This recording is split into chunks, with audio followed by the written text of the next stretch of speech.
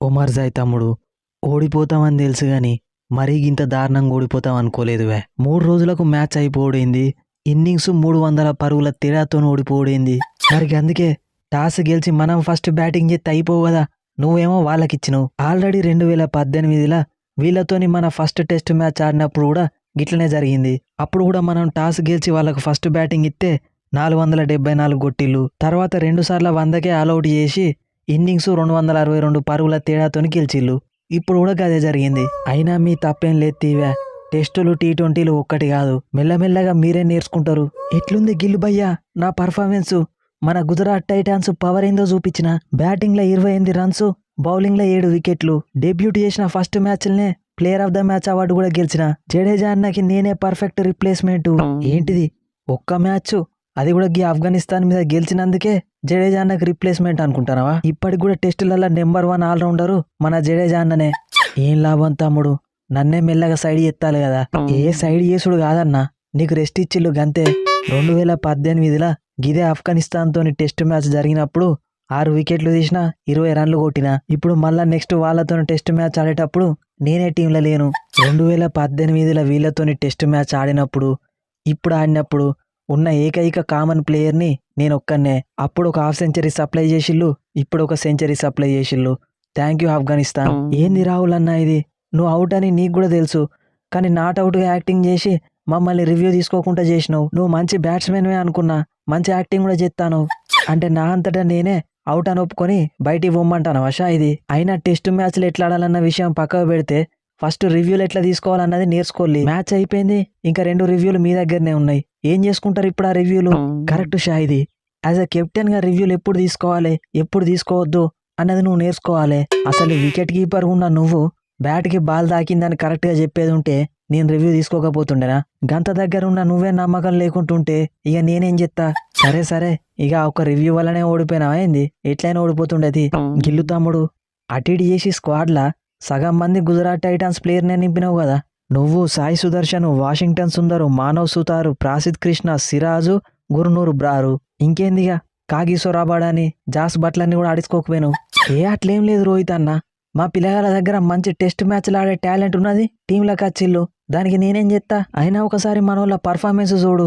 నేను సెంచరీ చంపిన, మన సుదర్శను 80 రన్లు కొట్టిండు, మన వాషింగ్టన్ 50 రన్లు కొట్టడంతో పాటు 5 వికెట్లు తీసిండు, ప్రాసిద్ 3 వికెట్లు తీసిండు, సిరాజు 1 వికెట్ తీసుడు కాకుండా బ్యాటింగ్లో 12 బాళ్లలో 22 రన్స్ కొట్టిండు. ఇక అందరికంటే హైలైట్ మా మానవ్ సుతారు డైరెక్ట్గా ప్లేయర్ ఆఫ్ ద మ్యాచ్ అవార్డే గెలిచిండు. అట్లుంటది మా టైటాన్స్ టాలెంట్. మీ పని మంచిగా ఉన్నదివే. ఏ ఐపీఎల్ టీంలకు వెళ్ళైనా కానీ టీ20లకు ప్లేయర్లు వస్తారు, కానీ మీ టీంల నుండి మాత్రం టెస్టులకు వస్తారు. ఇలాంటి టెస్ట్ టీం పెట్టుకొని కూడా మీ టీంని ఫైనల్ దాకా తీసుకుపోయినావంటే గ్రేట్ గిల్ తమ్ముడు నువ్వు. దాందేముంది రోహిత్ అన్న, టెస్ట్ ఆడే ప్లేయర్లు ఎక్కడైనా ఆడతారు. పంతు తమ్ముడు, ఇంత మంచి ఫామ్లున్న నువ్వు ఐపీఎల్ ఎందుకు తమ్ముడు గట్లాడుతావు? టీ20లు ఆడిచ్చినా వన్డే లెక్కనే ఆడుతావు, వన్డేలల్లా వన్డే లెక్కనే ఆడుతావు, టెస్టులల్లో కూడా వన్డే లెక్కనే ఆడుతావు. అదేందో అన్న, టెస్టులంటే చాలు నా లోపల బ్యాటింగ్ నాకు తెలియకుండానే ముందుకొత్తది. ఎక్కడ పర్ఫార్మెన్స్ ఇవ్వకపోతే టెస్టులకి కూడా తీసేస్తారు కావచ్చు అనుకున్నా.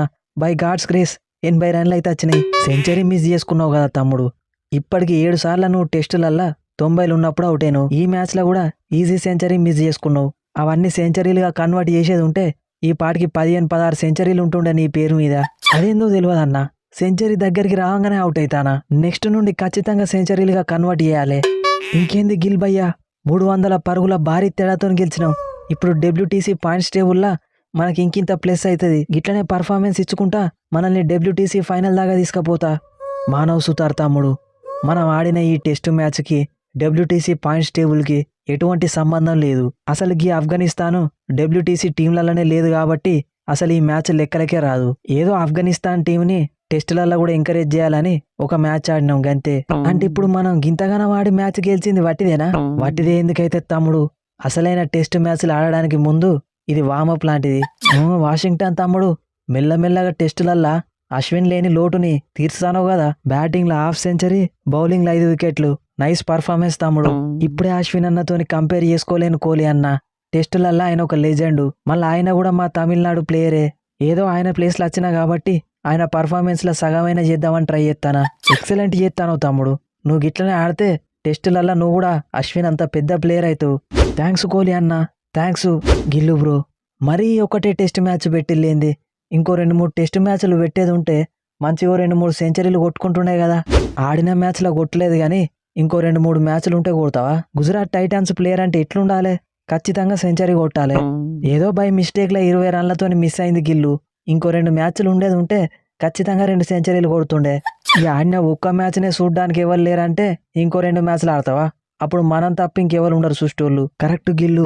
మరీ చూడ్డానికి స్టేడియంలో 10-20 మంది కూడా రాలేదు.